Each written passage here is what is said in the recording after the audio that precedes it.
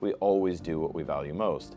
And there's usually somebody in the room when I say that is uncomfortable with that and will try to argue their way through it. In fact, one time I had a woman interrupt me in the middle of a speech. There was like 400 or 500 people in the room, and I shared this, and she goes, I don't believe that. And I said, why don't you believe that? She goes, well, I go see movies with my dad on Sundays, and I see lots of movies that I don't really care about or I don't really like, but I watch them anyways. And then I smiled and I didn't say anything, and she said, oh, I value spending time with my dad more than the shitty movie. Exactly. It's an opportunity to become aware of what we value and what we are willing to do for the things we value.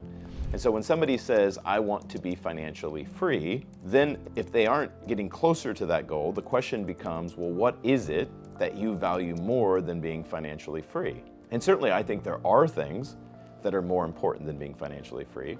Being honest, integrity, not doing things that are criminal or illegal or unethical. But those aren't usually the things that get in people's way from being financially free. It's Netflix, it's staying up late, it's not wanting to change or grow, it's not developing one's skill sets or character. And so we often don't change until staying the same is more painful than changing. That pain creates a new value set that propels us towards the growth we want. But understanding what we're valuing gives us an opportunity to begin to understand ourselves and become more self-aware, which to me, it all comes back to self-awareness. And that is why I'm working on getting my first book out that is pretty much dedicated to identity and self-awareness, because that, to me, what is the one thing that solves for the most other things? Awareness. The more aware of who you become, the more conscious you can create the world you want by creating the person you want, meaning yourself.